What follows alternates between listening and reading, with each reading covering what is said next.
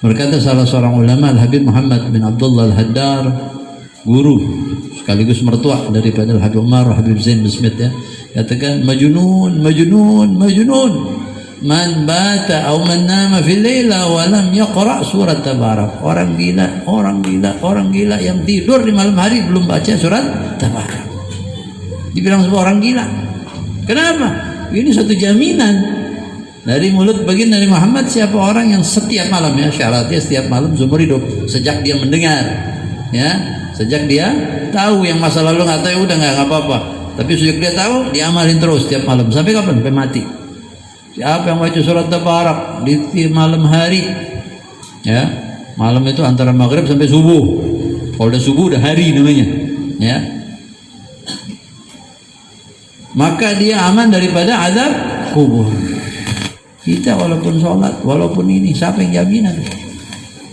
Ya, saya juga kadang-kadang bingung, orang yang haji kan udah diampuni dosa-dosanya, tapi setelah pulang haji dia masih hidup, pokoknya 10 tahun, bikin dosa lagi itu gimana?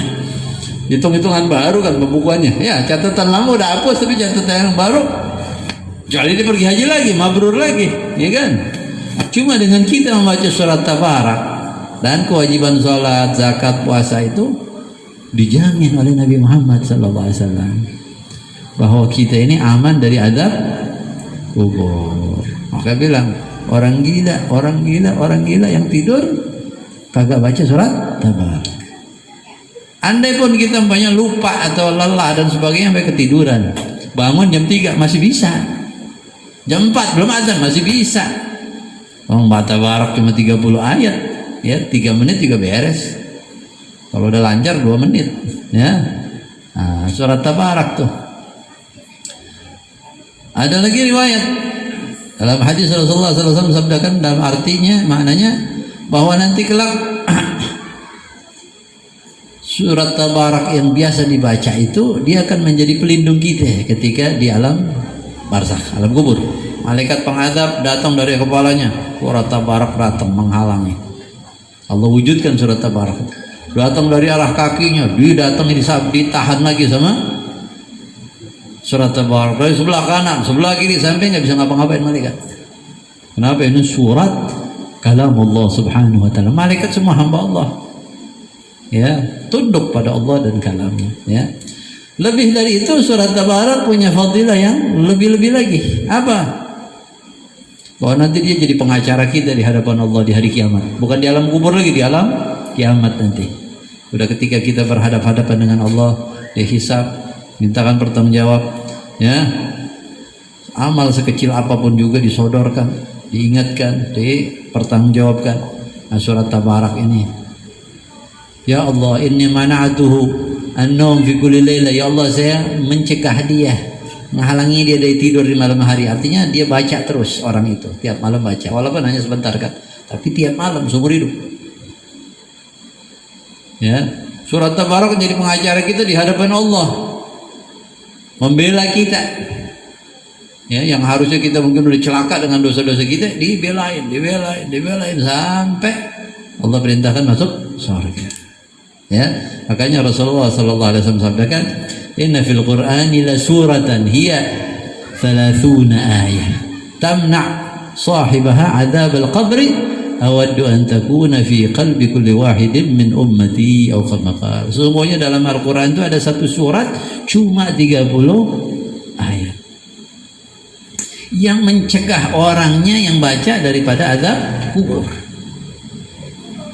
Awaddu, aku pengen, aku ingin, kata Nabi Muhammad, saya senang banget kalau itu surat ada di hati setiap umat saya. Artinya di hati apa? Di apal. Ya, nah, makanya orang-orang dulu, orang-orang ibu-ibu udah pengajian dah, yang namanya Yasin, Tabarak, Waqiah itu udah makanan mereka itu. Kagak dihafalin tapi tiap minggu baca hafal. Yang bapak-bapak kagak. Bapak-bapak mungkin hadirnya ngaji fikih, ngaji hadis, tahlil orang mati, ya. Tapi ini amalan yang masya Allah, ya. Nah, karena ilmu itu walaupun penting tapi dia hanya sarana tangga untuk beramal, ya. Kalau ibu-ibu masya Allah pengajian udah diamalin, zikir ini baca ini, ya. Nah, Kalau laki-laki mungkin kagak sabar pengajian begitu lama kayak ibu-ibu ya. Tapi masya Allah, ya, masya Allah lah ya. Kemarin ngobrol sama kenalan satu guru SMA, tapi dia ngajar agama juga anak-anak kecil, ya, di Simpang 3 Pasar. Ya alhamdulillah Beb, saya punya ibu nih rajin. Pengajian di mana-mana bertiap hari datang. Surat ini, baca ini, baca ini. Pas meninggal itu udah sakaratul maut, dituntun baca syahadat. Bisa walaupun udah susah ngomong tapi bisa. Ya. Sedangkan dia kena Covid, yang teman saya ini kenalan saya, dia masuk Covid, ya Allah. Dia bilang yang sebelahnya meninggalnya susah. Ya kan? Ya mungkin karena dosa-dosa dan sebagainya, ya wallahu alam. Tapi intinya dia sebutkan tentang ibunya ya begitu, berkatnya ya pengajian-pengajian, berkatnya bacaan-bacaan, ketika dituntun mudah membacakan syahadat, baca salawat. Nah ini tapi pentingnya juga ini, fadzakir in nafa'atil dzikra, berikan peringatan, sungguh yang namanya dzikra, peringatan itu bermanfaat. Apa? Maknanya umum, tapi juga masuk kepada mentakkan orang sakaratul maut. Penting, sunnah. Ya, kalau ada keluarga kita, teman kita, kerabat kita, kita ada di sampingnya, kita membimbing dia, mentalkinkan syahadatain. Ya, atau kalimat la ilaha illallah. Ya. Orang yang soleh kadang-kadang lagi sakit begitu, sakaratul maut, dia lupa, dia bingung, tapi ketika diingatkan, dia bisa. Nah ini kaitannya sekarang masalah Covid, orang masuk rumah sakit, boro-boro mau ditalkin, mau diketemuin juga kagak boleh, mesti pakai seragam ini itu, ya. Nah ini yang kita khawatirkan, orang-orang Islam yang meninggal di rumah sakit tanpa mendapatkan bimbingan, ya. Nah, itu apalagi masalah mandinya nih Sat, ya. Itu MUI itu gimana? Udah ada fatwa belum? Kalau mandinya asal-asalan, ya. Ada yang disemprot aja dari jauh, bagian atas doang, bagian bawahnya kagak disemprot. Ada yang mungkin cuma dibungkus, dimasukin peti mayit, ya, tanpa diapa-apain. Walhasil, ya. Jadi kembali kepada surat Tabarak, ya, surat Tabarak. Kemudian surat Waqiah kita udah tahu namanya surat kaya, ya. Surat Yasin udah semuanya udah tahu, ya. Tapi ingat yang namanya Yasin bukan cuma malam Jumat, ya. Masyarakat awam kita kadang-kadang kalau kagak hadir pengajian nggak dijelasin, tahunya malam Jumat baca ya Yasin bareng tahlil, ya. Padahal Yasin itu sunnah setiap malam, bahkan bukan hanya malam, pagi pun disunnahkan kita baca Yasin, ya. Siapa orang yang baca Yasin di pagi hari karena mengharap ridha Allah, maka Allah ampunkan dosa-dosanya. Siapa yang baca Yasin di malam hari semata-mata karena mengharap ridha Allah, maka Allah ampunkan dosanya di malam hari itu, ya. Siapa qara Yasin fi awalin nahar lam yusibhu hammu dzalikal yawm. Siapa yang baca surat Yasin di pagi hari, maka tidak akan tertimpa sumpek sepanjang hari. Ingat, hari dari subuh sampai sebelum maghrib, ya. Maghrib sampai subuh malam, ya. Jadi intinya kalau Yasin disunahkan paling enggak pagi dan malam, ya. Itu yang malam Jumat, surat Tabarak, surat-surat yang lain tuh ada, ya. Kemudian kita masuk kepada pembahasan nih, ya. Saya mohon maaf karena kitabnya lagi nggak ada di rumah, ya.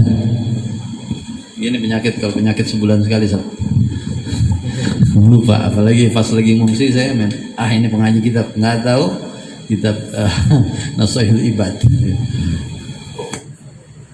Bismillahirrahmanirrahim. Al-babul tsalits, bab yang ketiga, babul tsalits fi fadilati bismillahirrahmanirrahim. Wa qala sallallahu alaihi wasallam min 'abdin yaqulu bismillahirrahmanirrahim ittaba asy-syaitanu kama yadhubu ar-rasasu 'ala an-nar. وقال صلى الله عليه وسلم من عبد يقول بسم الله الرحمن الرحيم إلا أمر الله تعالى الكرام الكاتبين أن يكتبوا ديوان 400 حسنة. وقال صلى الله عليه وسلم من قال بسم الله الرحمن الرحيم مرة لم يقم من ذنوبه ذرة. وقال صلى الله عليه وسلم من كتب بسم الله فجود تعظيما لله غفر له ma ghufira lahu ma dzakara min dhanbihi wa ma ta'akhkhar.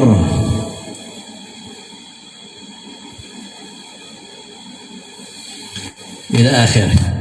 Ini hadis-hadis tentang fadailul a'mal,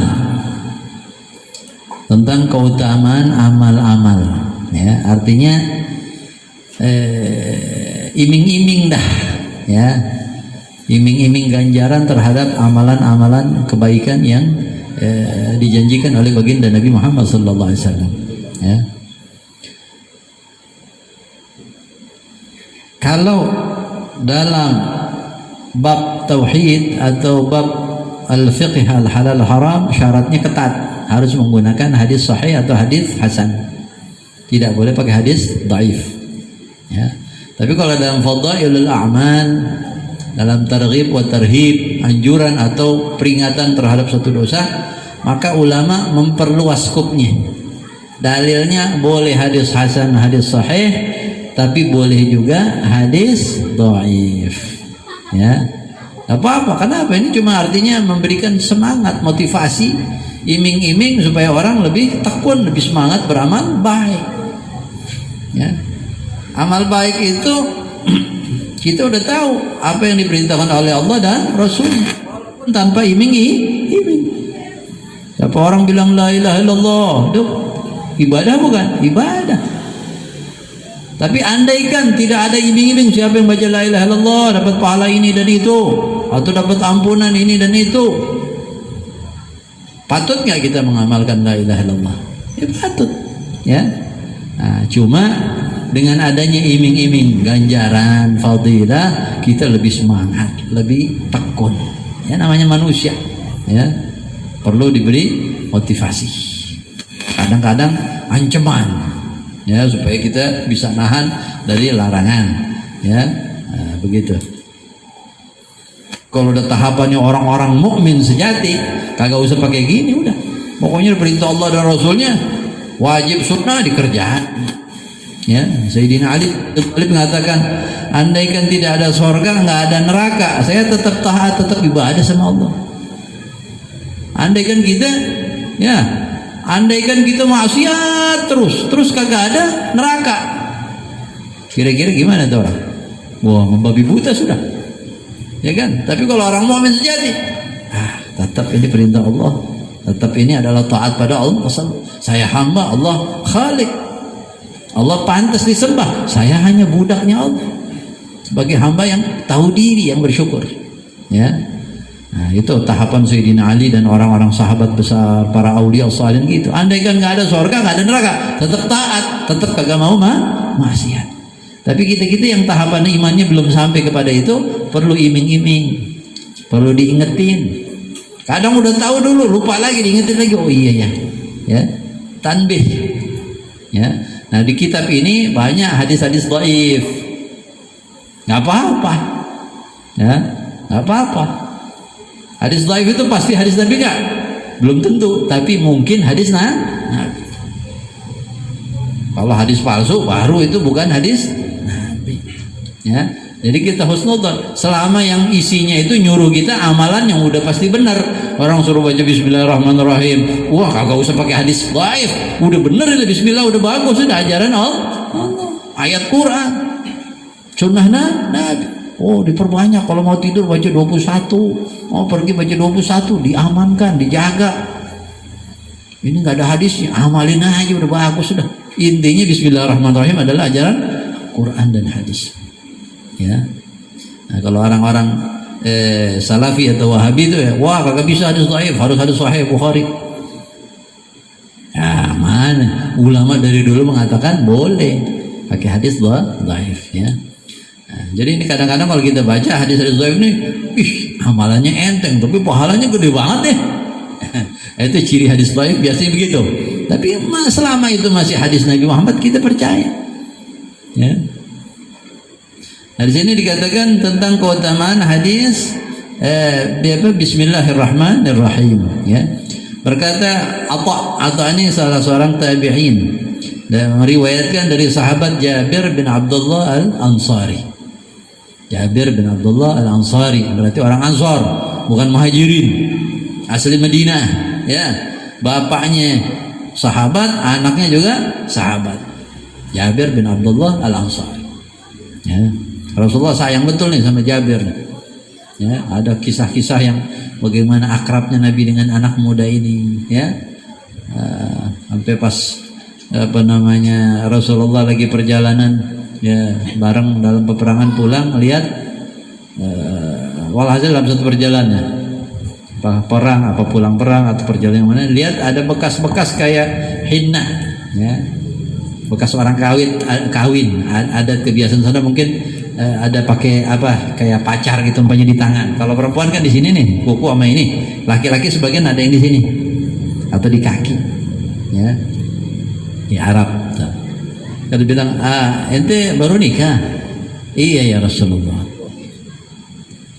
Sayyid atau bikir? Ente nikah perawan apa janda? Sahabat Jabir yang masih perjaka nih, maksudnya masih muda, mungkin 18 tahun, 17 tahun, 20 tahun, dia bilang janda ya Rasulullah. Ya, jangan pikir janda umur 40 ya. Di Kerawang aja 15 udah jadi janda. Umur 20 udah 4 kali janda deh. Katanya begitu, benar kagak? Ada yang pernah main ke sana? Maksudnya cuma motong sawah, panen doang. Bener nggak? Bener di sana katanya. Masih muda udah pernah kawin.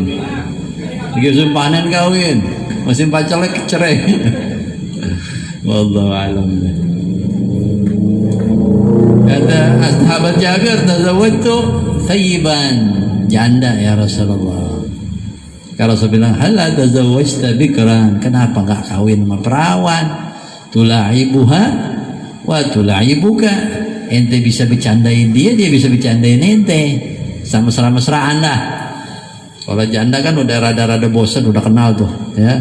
Kalau perawan dicolek loncat dia bisa. Ya Rasulullah, kata sahabat Jabir, ya, kata Rasulullah, kenapa nggak perawan? Itu kata ulama sunnah kita nikah dengan perawan, ya. Ini udah pada menghayal lagi Khairuddin. Jangan di Parente masih di sini. Apa namanya, Allahumma shalli ala Muhammad. Kata ulama disunnahkan kita nikah dengan perawan. Arti kalau ada pilihan perawan baca ada perawan. Ya. Rasulullah janda. Nikah berapa kali semuanya janda kecuali Siti Aisyah. Rasulullah nikah itu dengan gharat, tujuan-tujuan yang besar, yang bagus, ya. Ada alasan-alasan masing-masing pernikahan itu, ya. Nah, sahabat Jabir pun menjawab, ya Rasulullah, sesungguhnya Abdullah ayah saya meninggal, waktu wafat ninggalin anak adik-adik saya masih banyak yang perempuan, masih kecil-kecil. Kalau saya nikah sama perawan lagi yang hitungannya masih 14 tahun 15 tahun, ya sama-sama anak-anak semuanya. Adik-adik saya yang ngurus siapa? Lah istri saya masih kecil juga. Maka saya sengaja nikah dengan perempuan yang sudah tegas, yang sudah terbiasa ngurus, biar bisa ngurusin adik-adik perempuan saya masih kecil, nyisirin, mandiin, ngepangin rambut kayak apa, ya. Oh, asabti engkau betul. Nah, ini ada tujuan jadinya, ya, ada tujuan. Kemudian Rasulullah SAW lihat ontaknya si Jabir ini lelet, mungkin udah tua kali, ya, udah agak loyo. Maka Rasulullah bilang, kenapa ini lelet? Ini onta saya Rasul. Maka Rasulullah ambil tongkatnya, mungkin dibaca-bacain, kemudian ditusuk-tusuk sedikit, ya, ya, tongkatnya kan tumpul bukan tajam, ya, jadi nggak sakit. Ayo naik. Gitu naik itu onta langsung nyalip. Wah, langsung seger, langsung kuat. Kemudian Rasulullah bilang, ya Jabir, bi'ni jamalak, jual ke ana onta enta itu. Ya, kalau sahabat udah ontanya onta loyok, tahu dapat mukjizat Nabi udah jadi kuat, Rasulullah lagi yang minta, ya kagak nolak, boleh ya Rasulullah. Kata Rasulullah, saya mau tawar. Boleh ya Rasulullah. Berapa? Setelah onta umpamanya 10 juta, ya. Umpamanya onta ada 10 juta atau 15 juta. Rasulullah nawar 5 juta, ada anggap, ya Rasulullah kemurahan itu. Jadi berapa? Naik, Rasulullah taikin. Jadi Rasulullah artinya lagi menghibur nih sahabatnya. Sahabat muda yang baru kawin. Tujuan Rasulullah nanti untuk ngebantu dia. Ya. Tawar berapa 6, ya Rasulullah masih kurang ya Rasulullah. Ya, yang namanya anak muda kan kalau udah diakrabin akhirnya lupa ini kalau ini adalah Habib Rabbul Alamin. Apalagi urusan duit, urusan bisnis. Nah, terus sampai sepakat harga. Ya udah saya beli. Nanti kalau udah sampai Madinah, ente anterin onta. Ya akhirnya sekarang masih dipakai oleh Jabir. Ya, Rasulullah punya onta sendiri. Berangkat, itu udah sampai rumah, ini dianterin oleh Jabir. Rasul bilang, kenapa nih? Ada apa? Ini onta yang kau tadi beli ya Rasulullah. Bilang, khalas, ini hadiah buat ente.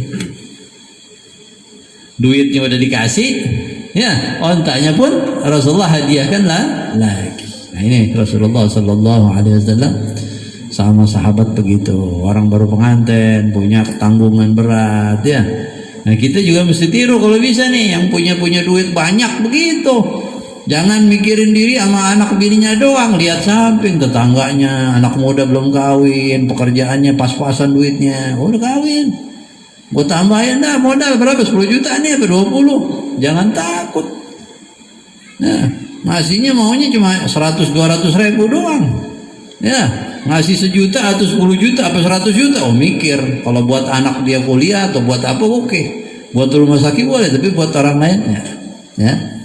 Padahal di zaman Islam, bahkan sebelum Islam, orang-orang jahiliyah, ya, orang-orang Arab nih kehidupannya liar kasarnya, apalagi Badui, perang antar suku, antar ini. Tapi mereka punya sifat yang baik dalam beberapa kriteria, dalam masalah kepemurahan, dalam masalah keberanian, dalam masalah menjaga janji. Kalau udah megang janji, alas mau dikorbanin apa aja, nyawanya, anaknya, kamu udah janji jangan dilanggar. Hafdzul wa'd, hafdzul ahad, ya. Jadi kalau orang-orang jahiliyah, masya Allah, Hatim al-Asam, ya. Ini ngomong kemana-mana nih. Baru belum ini, gara-gara nggak bawa kitab.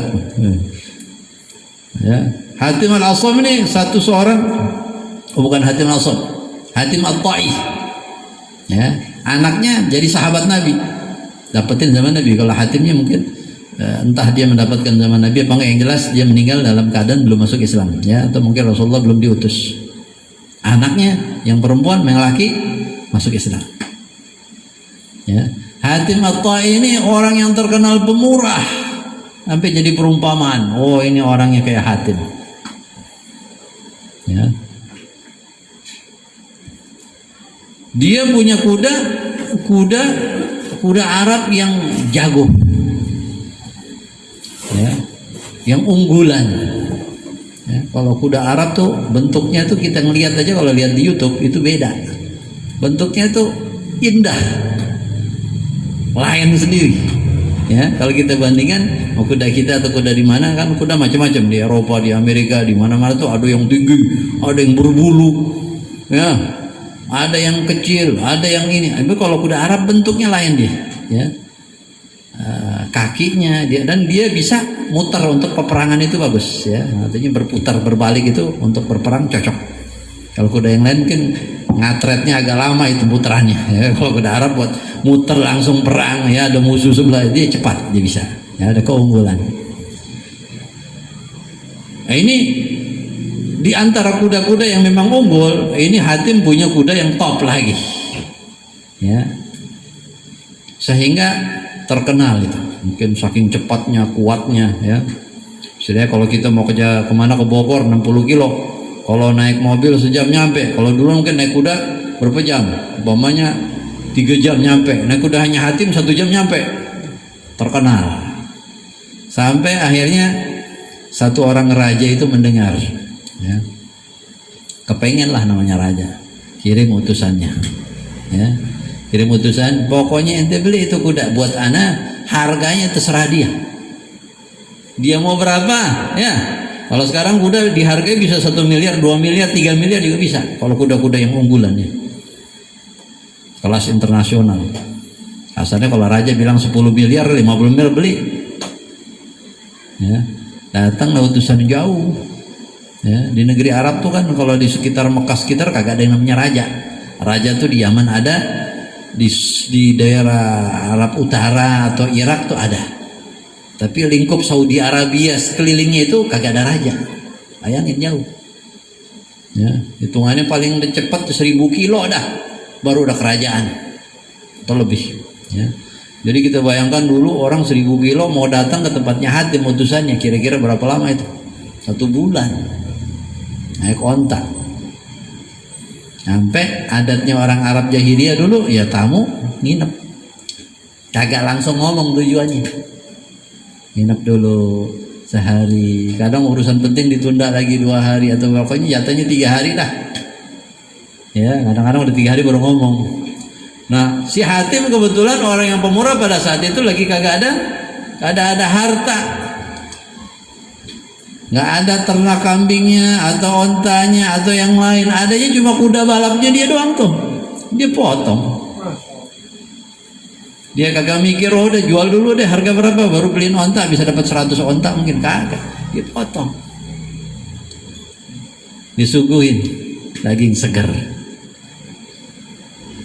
Udah mungkin nginep sehari atau berapa, baru dia datang. Saya hajatnya utusan dari raja. Buat apa? Dengar nama kudamu ini, raja memberikan penawaran mau beli kudanya ente, harganya terserah ente. Sama 10 miliar, 20 miliar jadi. Dia bilang ya kudanya udah ente makan kemarin itu.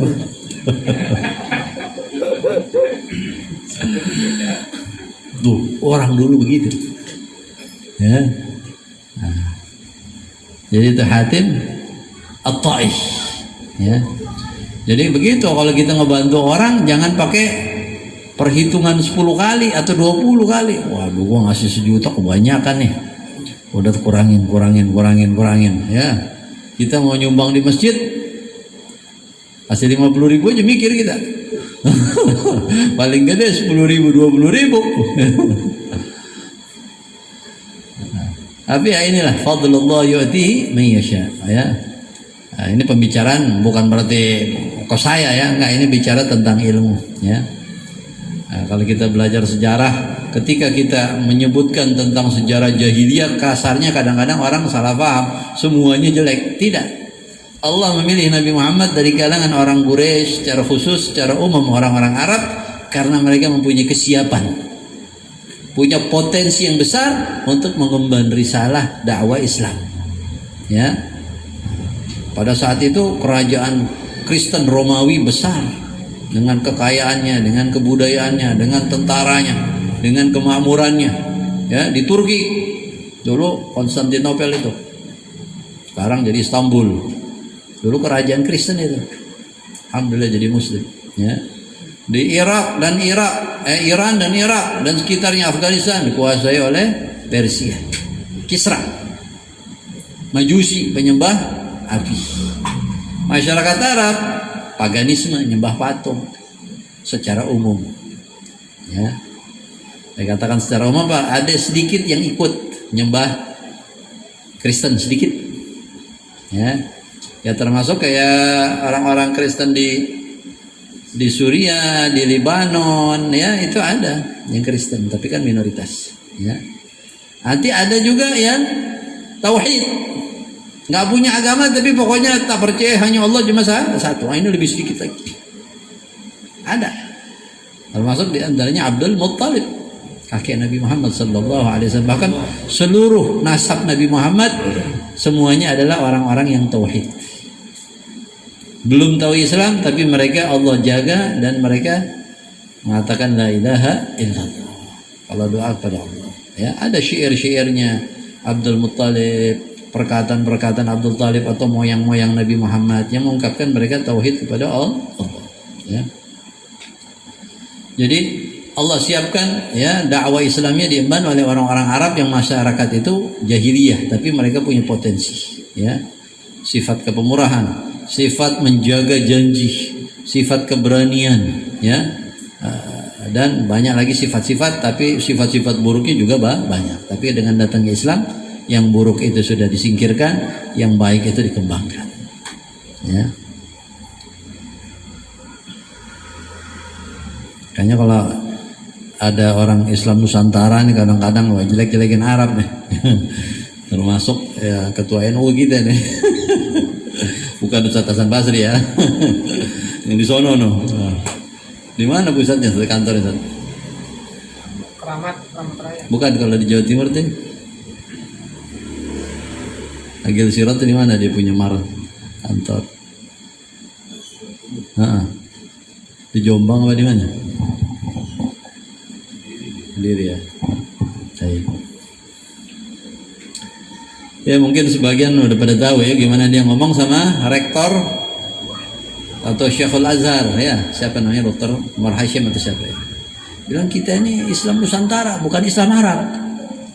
Islam Arab tuh teroris apa, perang mulu. Dibalas sama ini. Allahu a'lamu haitsu yaj'alu risalah.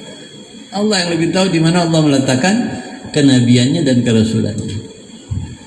Kalau Allah tahu bahwa masyarakat Indonesia yang pantas, maka Allah turunkan nabi itu di kalangan Indonesia. Ya. Artinya kita nggak boleh mengejek ataupun mendiskreditkan orang Arab. Walaupun ada peperangan, ada apa, tapi jangan dibawa kepada agama. Sampai bilang kita Islam Indonesia, kita Islam Nusantara. Ya. Ini kembali kepada hadis Jabir bin Abdullah Ansari, lamma nazala bismillahirrahmanirrahim, ketika turun ayat bismillahirrahmanirrahim, kharajal ghaimu ilal masyriq, awan pun lari, awan-awan di langit itu pun lari kemana? Ke arah timur. Wasakanatir riyah, angin-angin pun menjadi tenang dari berhembus. Wahajal bahar, laut itu pun bergejolak, bergelombang. Wasghatil bahaim, hewan-hewan ternak di tanah di bumi ini semuanya pada diam mendengar. Bi'adaniha warujimati syayatin minas sama, syaitan-syaitan yang di langit semuanya pada ditimpukin dengan batu berapi, entah batu meteor atau apalah. Wa halafallah, artinya ini ayat yang begitu luar biasa sehingga kita turun, ketika turun itu membawa efek yang luar biasa. Hewan ternak pada diam semuanya. Setan-setan pada ditimpukin sama batu-batu api. Angin jadi tenang, tidak bergejolak, tidak berhembus. Justru lautan yang bergejolak, bergelombang. Ketika turun surat Bismillahirrahmanirrahim. Wa halafa Allah azza wa jalla, dan Allah bersumpah bi'izzati dengan kemuliaannya, la yusamma ismuhu ala suqmin illa syifa. Ini ada salah ketik apa salah tulis ya.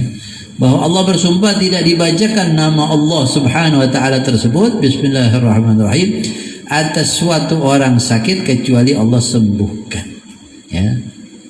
Nah, tinggal bacanya yang mantep, yang imannya full, yang hatinya penuh cahaya. Ketika baca Bismillahirrahmanirrahim jadi dengan kalimatullah yang mulia. Ya jangankan virus ya, penyakit apa juga kalau orang keluar dari mulut yang penuh dengan cahaya iman, efeknya luar biasa. Ya. Lihat Habib Umar bin Hud Al-Attas almarhum waliullah yang masyhur ya, yang belakangan ini wafat tahun 99 ya, 1999. Sepuh mungkin 105. Datang satu orang, ya Habib, ini saya punya orang tua atau saya punya suami udah divonis dokter umurnya tinggal 2 bulan atau 3 bulan. Udah sakitnya dokter bilang ini 2 bulan lagi mati. Marah Habib Umar bin Hud. Siapa mereka? Emang Tuhan? Mana air? Ambil air mungkin kayak botol gini baca. Sepuh. Kagak pakai obat, nggak pakai pil, nggak pakai suntikan, nggak pakai operasi, cuma dengan imatullah. Ya mungkin beliau baca surat Fatihah atau doa yang lain, tapi yang jelas Bismillahirrahmanirrahim pasti baca. Karena segala urusan yang penting pasti disunnahkan kita baca bismillah. Jadi tidaklah dibacakan bismillahirrahmanirrahim atas suatu penyakit kecuali Allah berikan kesembuhannya. Wala yusamma ismu ala syai'in illa baraka fih. Nah, ini juga pernah saya baca dalam sebuah hadis tersendiri di mana Allah bersumpah tidak dibacakan bismillahirrahmanirrahim atas sesuatu, makanan kayak minuman kayak atau apapun juga. Masuk anak kita baca bismillahirrahmanirrahim dengan khusyuk ya. Kecuali baraka ali Allah berkah itu. Ya. Aman qara bismillahirrahmanirrahim dakhalul jannah. Siapa yang membaca bismillahirrahmanirrahim, kelak dia akan masuk surga. Ini disebutkan oleh Sayyidi Syekh Abdul Qadir Al-Jailani. Ya. Dalam sebuah hadis Rasulullah sabdakan, "Ma min 'abdin yaqul bismillahirrahmanirrahim illa dhaba syaitan kama yadhub rasas." Rasulullah sabdakan tidaklah seorang hamba, artinya yang mukmin, mengucapkan bismillahirrahmanirrahim kecuali dhaba syaitan. Syaitan itu akan mencair ya, seperti rosos. Rosos ini timah cair, kalau lagi dibakar dia mencair. Kalau kita gampangnya yang sering kita lihat itu garam dah, kita masukkan air gimana tuh? Ya, itu kita membaca bismillahirrahmanirrahim. Ya, dalam hadis disebutkan Imam Nawawi dalam kitab Adhkar, ya, satu syaitan gemuk, berminyak, artinya necis, dengan baju, rambut yang pakai tanco dah, istilahnya berminyak gitu. Ya. Ketemu sama satu setan kurus, kering, dia telanjang kadarnya, kusut, rambutnya acak-acakan. Kenapa ente? Dia bilang, kata setan yang kurus, dibilang, saya ini selalu menyertai seorang muslim, seorang mukmin. Dia masuk rumah baca bismillah, saya kagak bisa masuk. Dia tidur, saya tidur di luar, kedinginan. Kalau dia mau makan, dia minum baca bismillah, saya kagak bisa ikutan makan. Dia pakai baju baca bismillah, saya nggak bisa pakai baju bareng sama dia. Ya begini dah, sengsara. Ya.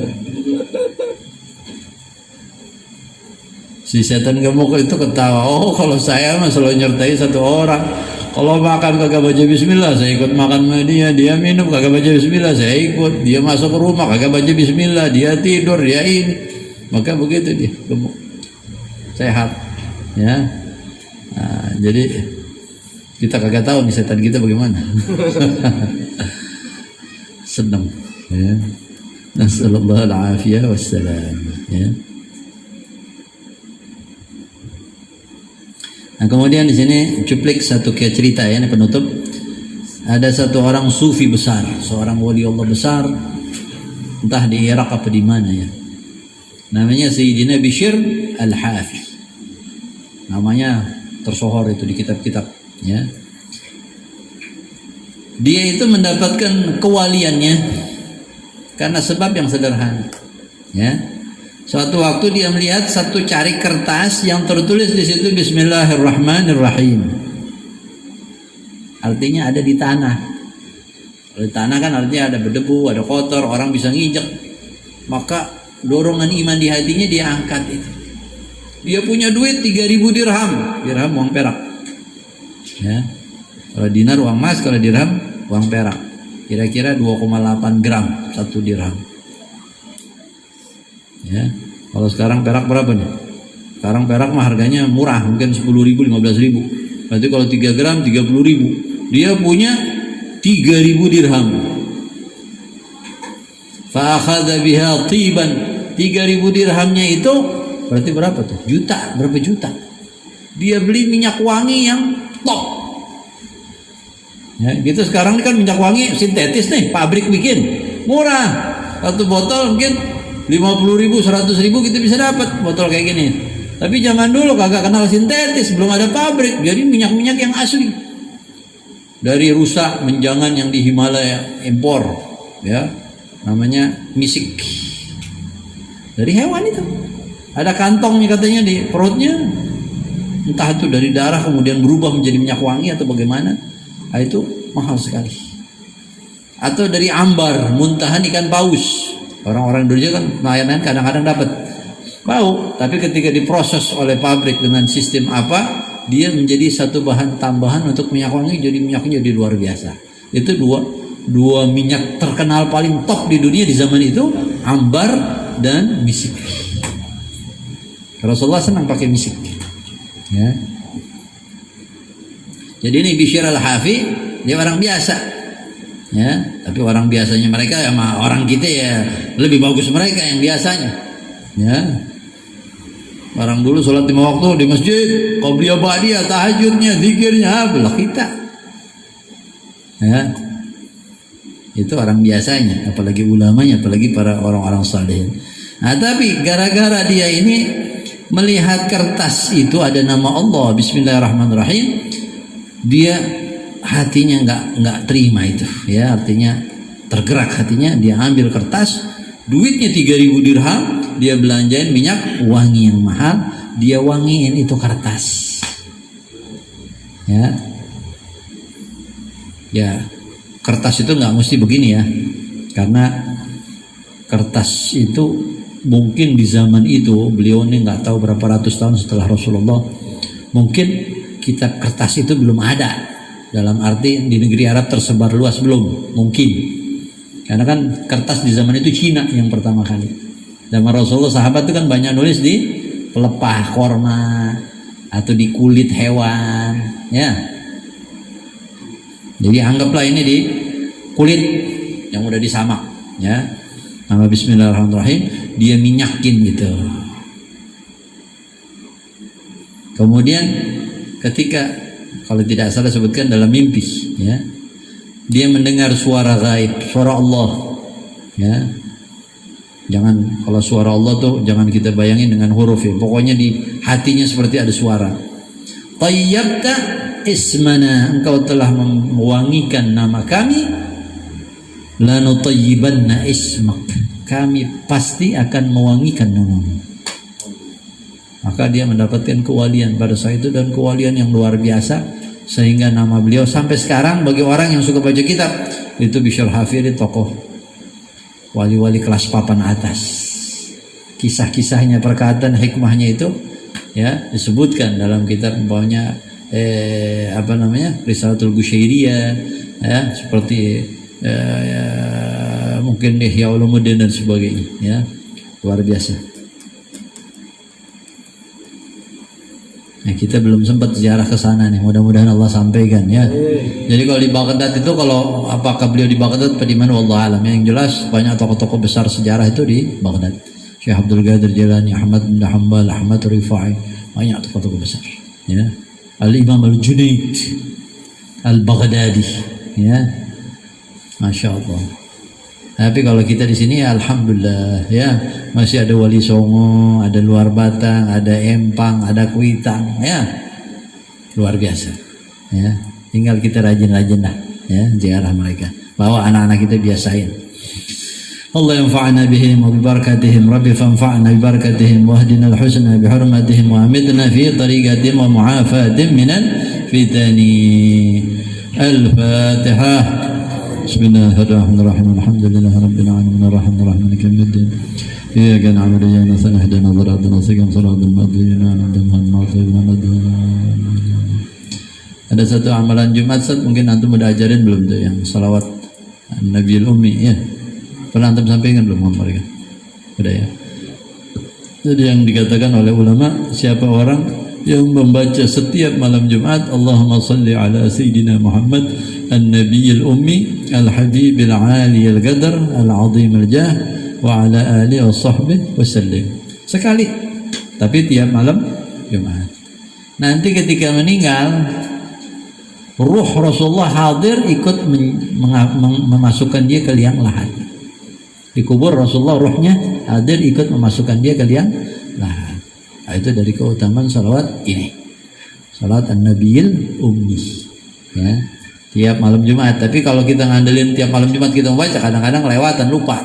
Maka ulama nganjurin kalau bisa setiap malam 10 kali, nanti malam Jumatnya 100, ya. Tapi kalau kita nggak bisa banyak-banyak, ya hatta cuma sehari semalam berapa gitu, 3, tapi continue, ya. Al-Imam Suyuti juga menyebutkan dalam kitab Abu Allah Alam disebutin siapa orang yang membaca di malam hari, ya nggak nyebutin malam Jumat, malam apa aja, salawat an-Nabi Rumi 7 kali, maka seolah-olah dia tahajud, menghidupkan malamnya itu dengan ibadah. Jadi gampang, cuma 2 menit beres, tapi pahalanya seperti tahajud. Ya, ayo coba ikuti. Allahumma salli wa sallim ala Sayyidina Muhammad النبي الأمي الحبيب العالي الحبيب العالي القدر العظيم الجاه وعلى آله وصحبه. Kalau kita baca Allahumma sholli wa sallim berarti belakangnya wasahbi titik. Tapi kalau kita bacanya Allahumma sholli ala Sayyidina Muhammad berarti wa ala alihi wa sahbihi wa sallim, ya. Mana yang betul tuh di antara duanya? Insyaallah dua-duanya betul, ya. Yang jelas kalau ada wa sholli wa sallim belakangnya enggak usah wa sallim lagi. Tapi kalau belum sholli belakangnya wa sallim, ya. Jangan salam ya. Kalau sholli salim, kalau shalla salam. Fathah sama fathah, kasrah maka kasrah pasang. Wallahu a'lam bishawab. Doa fadhal Ustaz.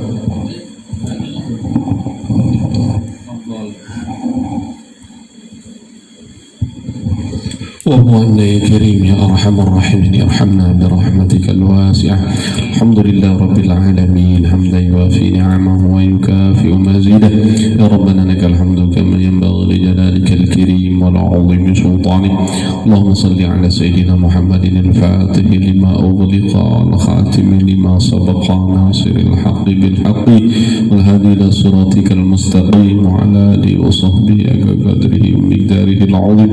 اللهم انفعنا بما علمتنا وعلمنا ما ينفعنا، زدنا علما باركا ورزقا واسعا وحللا طيبا. اللهم ارزقنا فهم النبيين وحفظ المرسلين وإلهام الملائكة المقربين.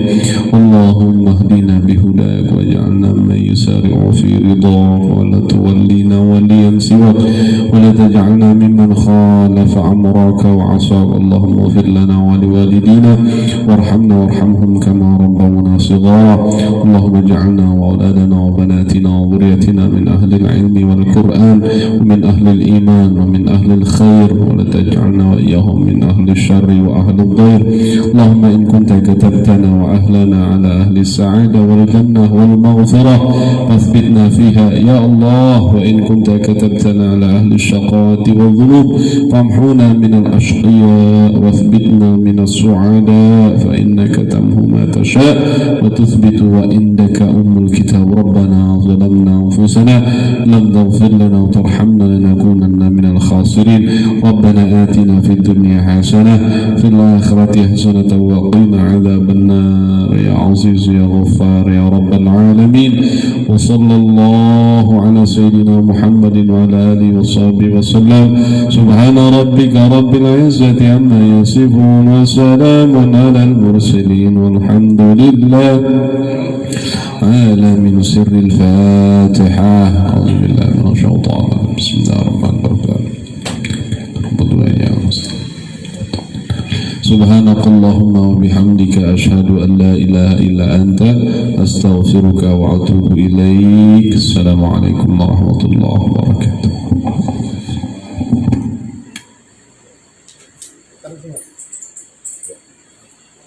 Tarik darah ini.